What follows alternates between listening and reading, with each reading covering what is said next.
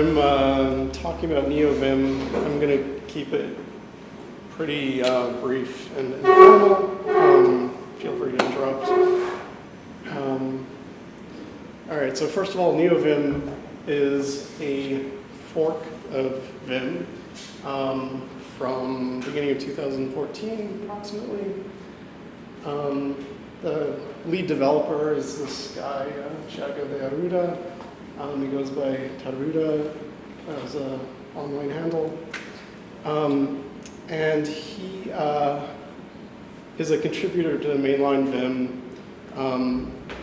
He's gotten several patches merged at least. And he proposed, I believe, more than one patch attempting to introduce asynchronous execution into capabilities into Vim. How Vim works currently, there's the main event loop, which waits for keys to be pressed. And those can either be keys on the keyboard or sort of virtual keys that run off commands that get processed in the event loop, and every time the input is encountered, the loop blocks to process the input. So, in other words, Vim executes everything synchronously, which can be a little annoying if you're, I don't know, you want to integrate like a linter or something when you save a file and you kick that off from inside Vim, it's going to block until the other process returns and so on. The patches that he proposed on the Vim Dev mailing list, for one reason or another, didn't get merged. I don't think they were totally complete or anything. So anyway, he decided to fork the project and raised a bunch of money, like over $30,000, I think, in March of 2014.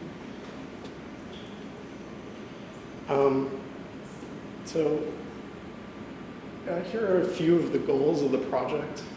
One of them was, I suppose, the original impetus for the project, which was to get some asynchronous stuff going on. But there are a lot more goals. One of which is to decouple the UI from the core. The benefit of that would be making it a lot easier to embed Vim in other contexts, like an IDE or maybe text fields in a browser. These are all things that can sort of be done with Vim, but it's difficult and doesn't tend to work very well. Another goal is to decouple third-party language support, meaning like Python, Ruby, whatever. So as you know, you can develop plugins for Vim in VimScript, which is pretty straightforward, and it has support for a handful of other languages, like the most popular being Python. I think the Ruby supports decent-ish as well, and Lua as well. But the idea here is to actually not require you to compile in support specifically for any given language. Instead, these plugins written in languages other than VimScript would run out of process and communicate with Neovim over an API. Let's see. When you say an API, what mechanism is that? Is that through sockets or? Yes. And I'll get to more details on that.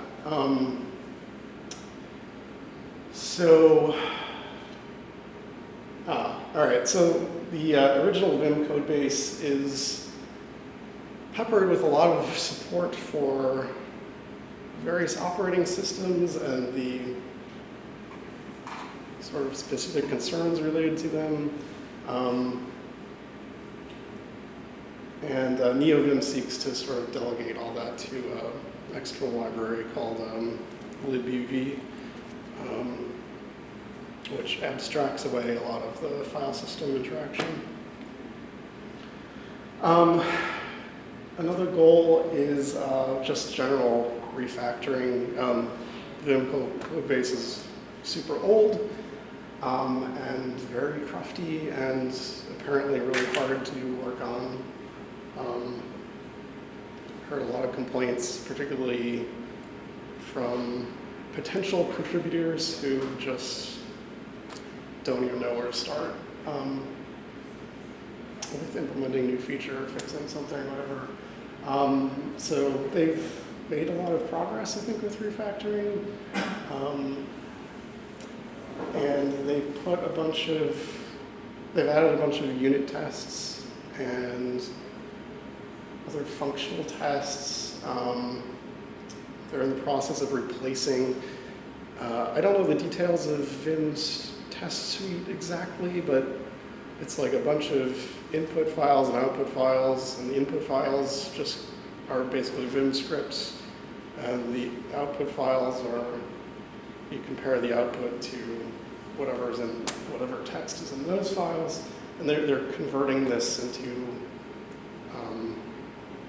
tests written in Lua.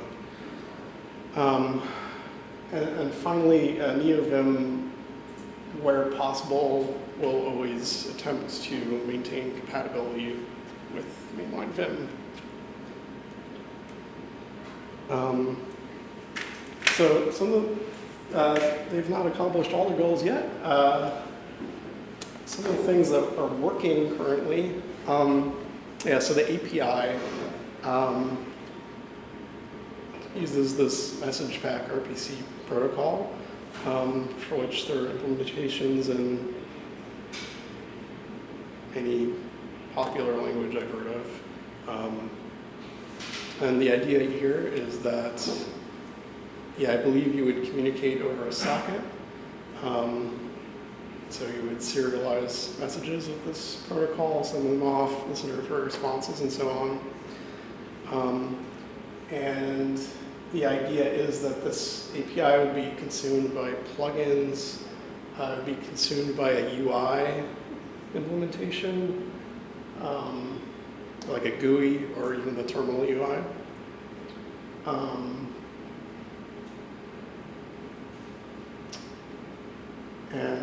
And eventually, maybe even VimScript would be implemented on top of this.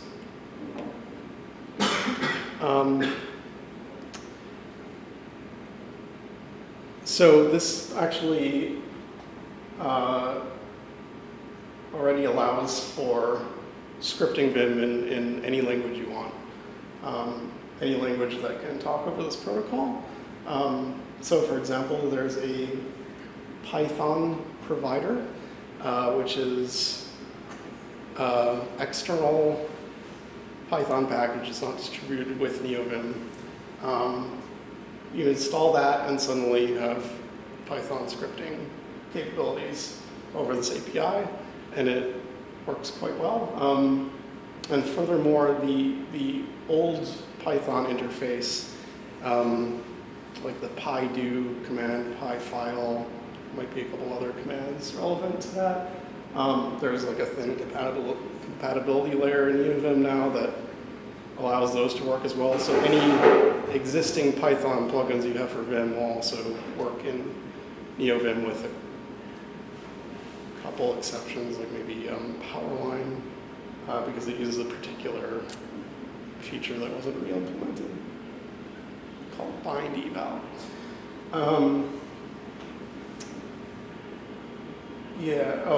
They've written some new tests. I think all the new code added as unit tests and everything, which are entirely lacking in mainline Vim. They have a new build system using CMake to replace the old one, and they take advantage of continuous integration and stuff.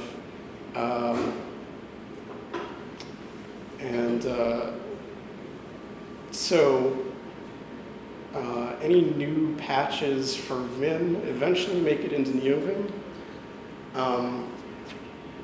And when Neovim finds a bug that also applies to Vim, which is usually memory management related, that gets backported to Vim as well. Also included is the job control feature, which gives you asynchronous execution, so you can queue up a job in Vim script or from any scripting language you want at this point, and register a callback, and that job will be executed outside of the main event loop, so you get async.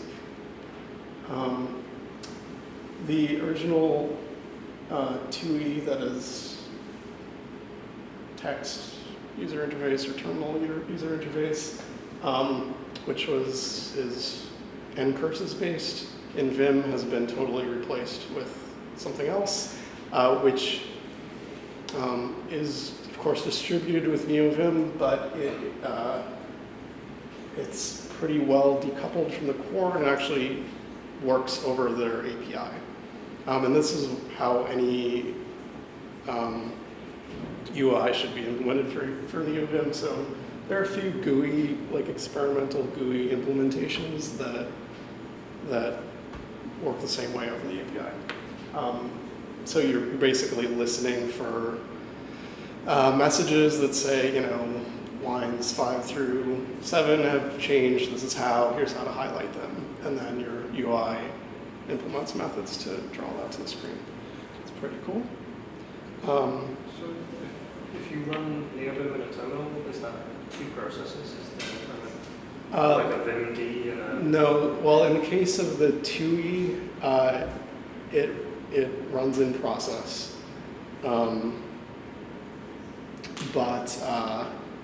Yeah, the GUI implementations would have a separate Neovim process that it would attach to. And that would let you attach multiple UIs to the same Vim process. So, so you can share state amongst different things. It's pretty cool. Another notable feature is the terminal command. So in Vim, if you want to jump down to a shell, you could suspend Vim with Control-Z or whatever. There's also a shell command which spawns a new shell, which is perhaps less useful. Neovim does not have this anymore. To replace it, they have this terminal command, and they've actually implemented a terminal emulator in Neovim, which is maybe a little controversial, but I think it's really useful. I can just jump into a shell here, so this is what it looks like. My prompt, whatever. And they've introduced a new mode called terminal mode, which is analogous to insert mode, except instead of inserting literal characters into your buffer, it passes those keystrokes to the process running, in this case, my shell. So. Do you have Vim mode there? Like in Z shell or Bash, you can switch to like VI mode? I don't think it makes much sense. I don't do well with it. Do you mind me to go back one? Yeah, I didn't do that.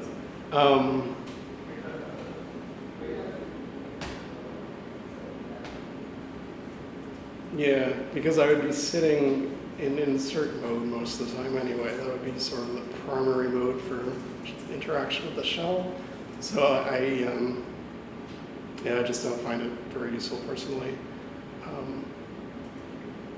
And when you're in the Neovim terminal, maybe that's what you're asking. You don't get all the Neovim editing capabilities because Neovim doesn't know what the text being displayed represents. like what text, like say you're running a shell, what text is editable and what isn't, what text belongs to your prompt versus the command you're typing out. So yeah, I don't know if you've tried out Emacs and the various shell implementations in Emacs. They attempt to do something like that, where it knows what your prompt is, but it's really fragile because you have to explicitly tell what format your prompt is with like a regular expression or something, so that Emacs can parse it out or whatever. It's a little, I don't know. That sounds great. Is it from Zishal that we use the Vim mode in our dot files? Does Zishal have a Vim mode or? Yeah, that's what I thought you were Yeah. referring to at first. And in Zishal, I never encountered any weirdness more than, of course, it's just a subset of Vim, which I would expect anyway. So yeah, anyway. I should mention, I shouldn't bash on Emacs too much. There is eShell, which is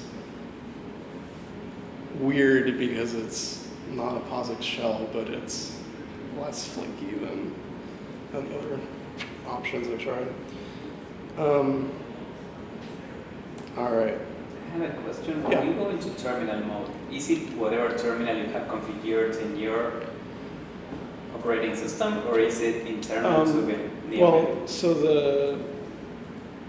the terminal command can take an argument, which is the command to run. So without any arguments, it will use the executable specified in your shell setting.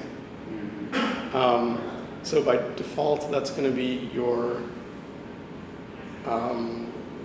normal shell, unless you set the shell setting explicitly to something else. But you can run any other sort of process instead, like another instance of Neovim or something, and it'll execute that.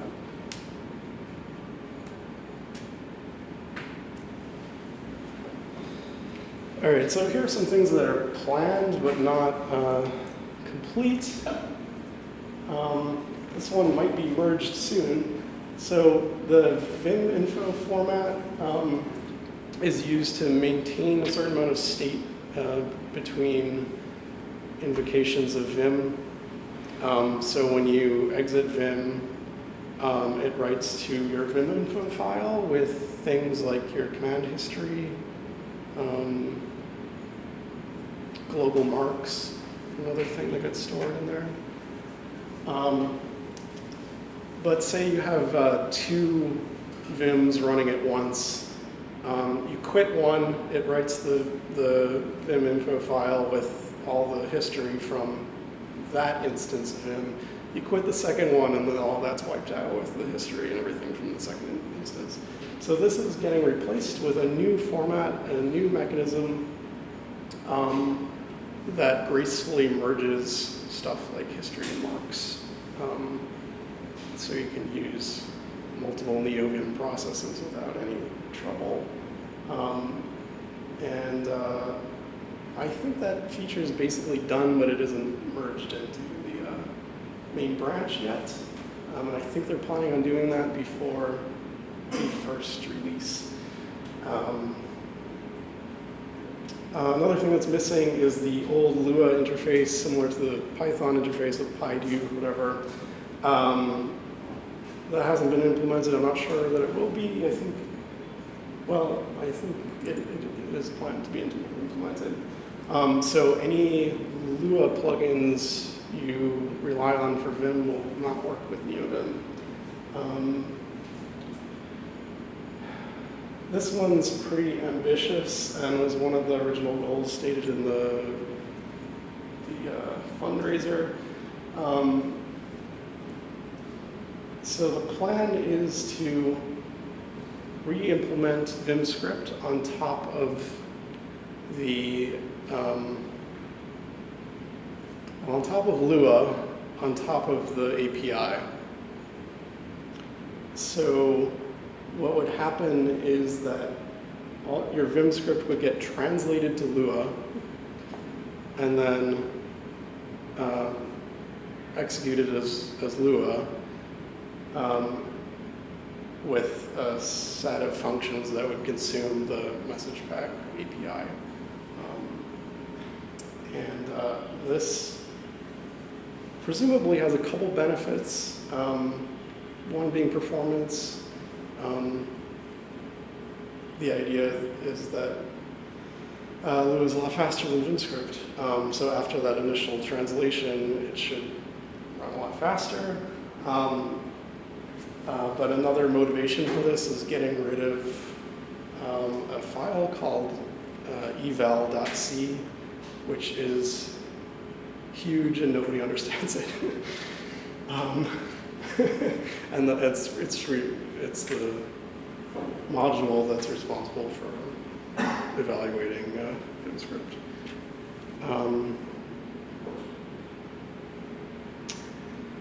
And support for Windows is planned as well. Neovim currently compiles on Windows, but has some major issues, I guess. All right, so I've been using Neovim exclusively for a little while, since March of this year. And it's been good.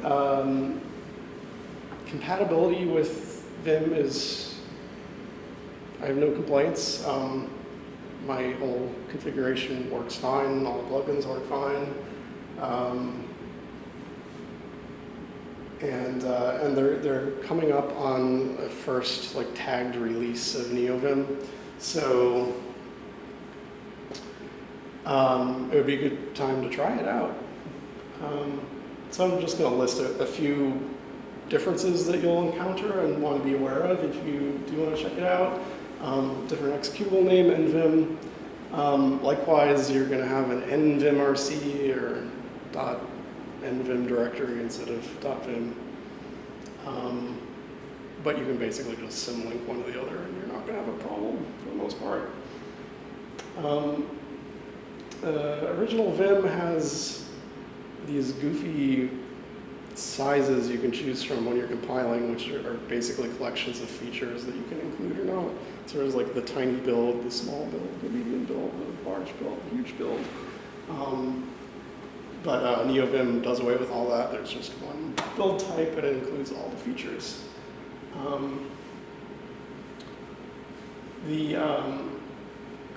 So the integration with your system clipboard is delegated to a provider plugin.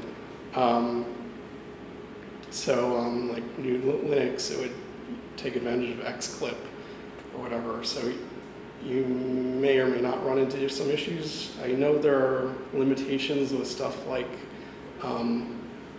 blockwise paste from the system clipboard, which are not present in Vim. I haven't found it to be an issue so far. And then, of course, another major thing to be cognizant of is that you have to install providers for any other scripting languages you need to support. So maybe Python. You can just do pip install Neovim and you have Python support. A couple other things that might bite you. So as I said, shell's removed. You can use terminal instead if you ever use that. The bang command, so this of course will let you run a shell command from Vim's command line. And let you filter text through an external command, whatever. It was re-implemented. So original Vim used a temporary file to implement this. So the result of the command would be written to a temporary file and then read again. And there are I guess, noticeable performance issues sometimes with a lot of text. So it was re-implemented with pipes instead, which is apparently a lot faster. But in re-implementing it, there's now an issue that you cannot use it with any command that, or any program that expects user interaction. So if you run something with a prompt or whatever, something of that nature, it will lock up. So if you need to do that, again, use the terminal command instead. And like, for example, Fugitive plugin will open, instead of using a bang, will open a terminal buffer for you.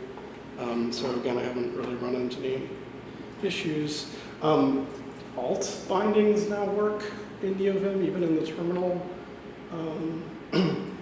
And also certain maps with Control-Shift will work. I don't personally take advantage of this, but it's there. They've also changed the defaults a little bit. Mostly stuff, I don't know if you're familiar with Tim Pope's sensible.vim, which is just a collection of presumably better defaults for Vim, and so they've taken cues from that and changed a few defaults.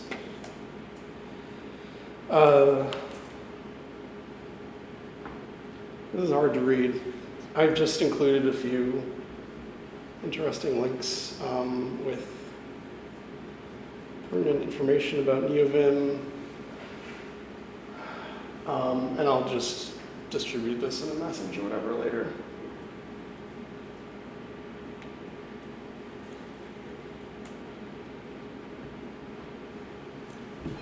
There's my email address. Questions? Is it fair to say that the terminal mode replaces Tmax? So if I use Tmax plus Vim, I could as well be using Neovim with terminal panes and tabs? You could, yeah. I use both currently. I tend to just use the terminal as a replacement for a couple things I would have used the bang command for.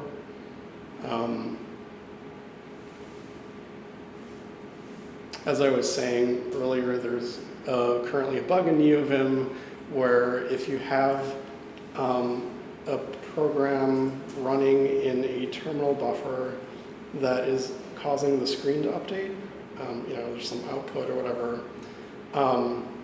those screen updates will actually interrupt key sequences you're inputting in, say, another buffer, which is a problem. So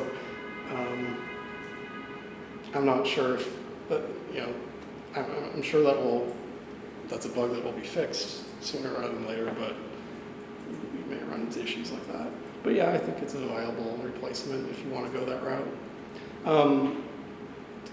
One interesting implication is that it would probably be more convenient to use a GUI with Neovim than it is with Vim, because then you have that terminal emulator built in instead of having to rely on a separate terminal program. Like I use a fuzzy finder called FCF, which only is going to run in terminal, so I can't use it with like a GUI Vim, but with a GUI Neovim I could. So it's a small advantage. Do you see Neovim gathering momentum? And, do you see it in the future like replacing Vim on our laptops?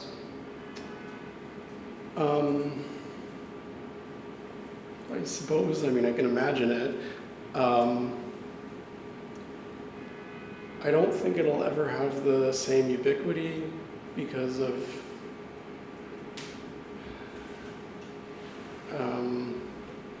there's just less of an emphasis on compatibility with all sorts of different systems.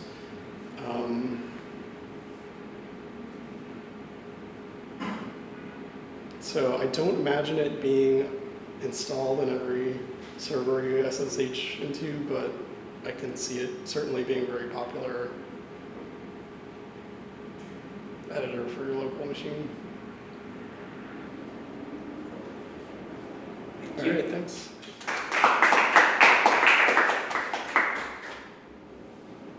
I'm less skeptical than I was before that talk.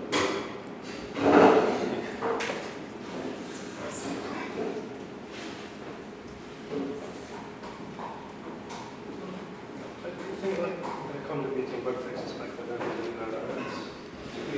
Yeah, they, since they set up a bunch of like continuous integration stuff, they've caught a lot of like just things like memory leaks, use after free sorts of bugs that have gotten ported back. Christian Brabant, something like that, from the Vim dev mailing list has been on top of those things and has ported patches back, which is good. Hey, what's something besides terminal? Is there something that Neovim can do that regular Vim doesn't do right now? Yeah, lots of little things. By the way, there are a lot of little features that I did not mention. Let's see. There's, I mentioned like more possibilities for key bindings with the Alt key if you want. True color support in the terminal for color schemes with millions of colors, if your terminal supports it. That's implemented.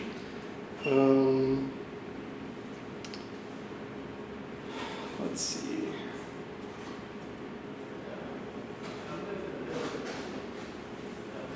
There's a new and improved Vim tutor. How is it improved?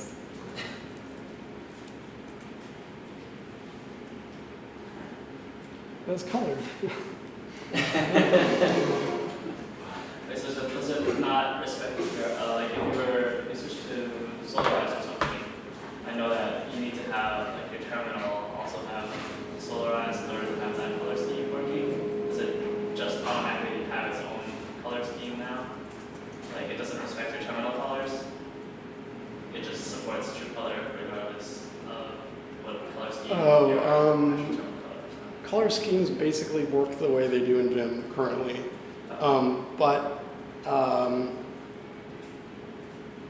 now you basically get the GUI color schemes in terminal. Oh.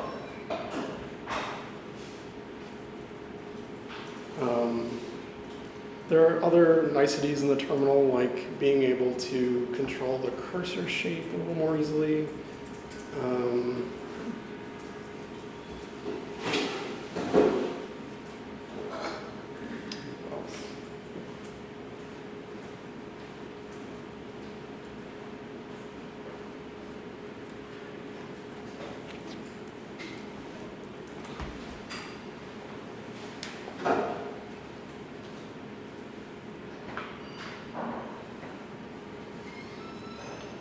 I mean, the fact that you can write plugins in whatever language you want is kind of a major change and improvement, I think.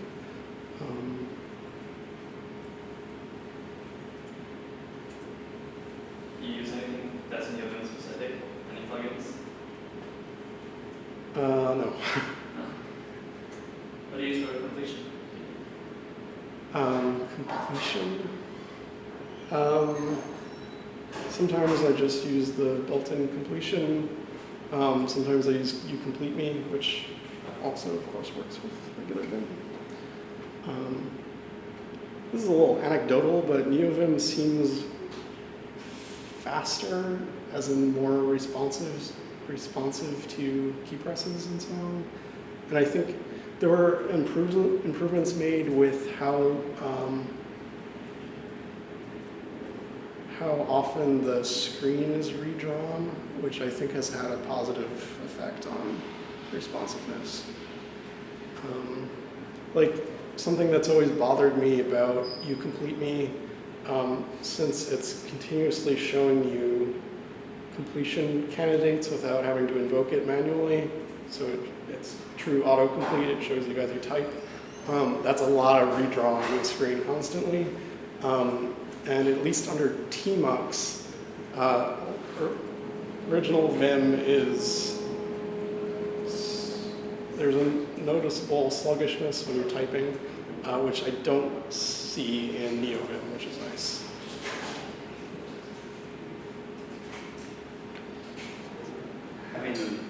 Having written Vim plugins in Vim script, would you have written them in different languages, and do you think you will write plugins in different languages? No, I don't see a compelling reason not to just use Vim script for any and all plugins. The thing is, even if you're going to write a plugin in Python, you're ultimately going to be calling Vim commands through Python to actually interact with Vim itself. So you can do a lot of processing of data or whatever in Python code, but you're always going to have to then defer to calling Vim commands to communicate with Vim. So might as well use Vim script. Unless it's some really heavy lifting you're doing that you don't want to, that would be either inconvenient in Vim script or slow. But in that case,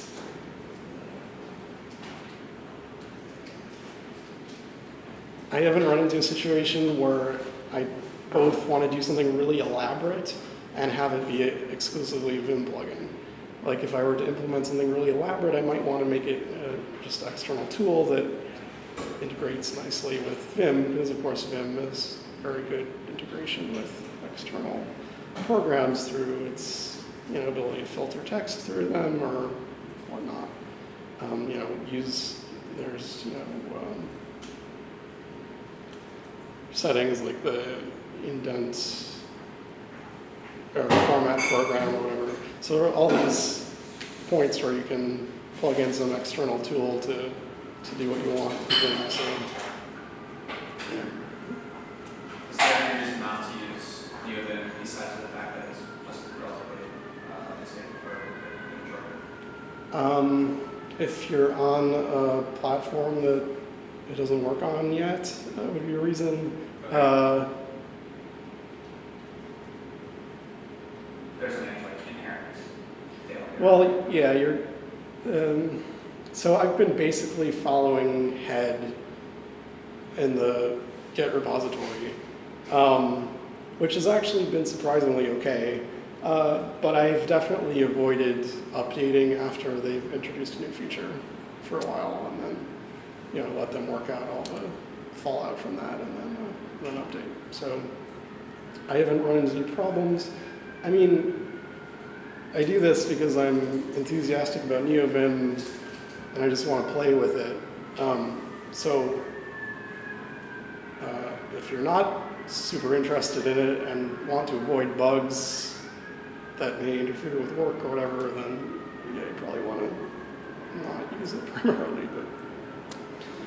But so they're releasing 0.1 maybe at the end of the month, which is supposed to sort of serve as a stable point where you can install that version and then potentially wait for 0.2, which I think they're like targeting Windows support for 0.2 and a few other things.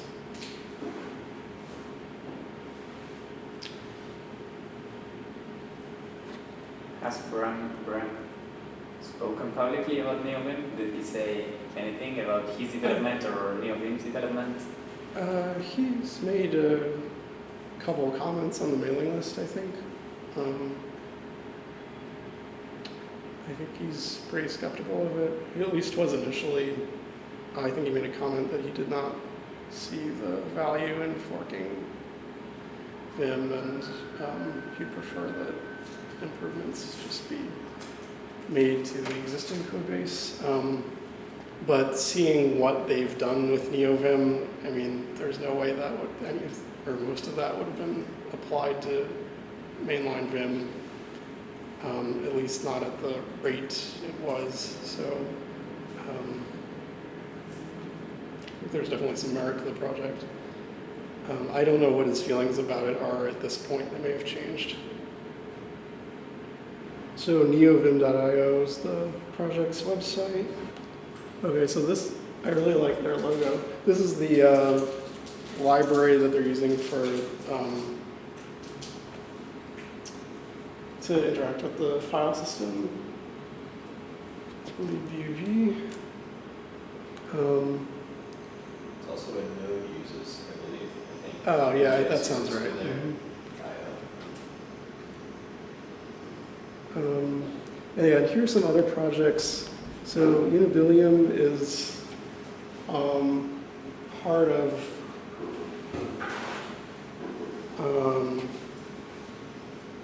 it's a library that they're using in the terminal emulator. Or excuse me, for the new TUI as well as libtermkey. And I think this is the one. Yeah, so the Neovim terminal emulator is built on top of this library. All right, I'm going to unplug. Yeah.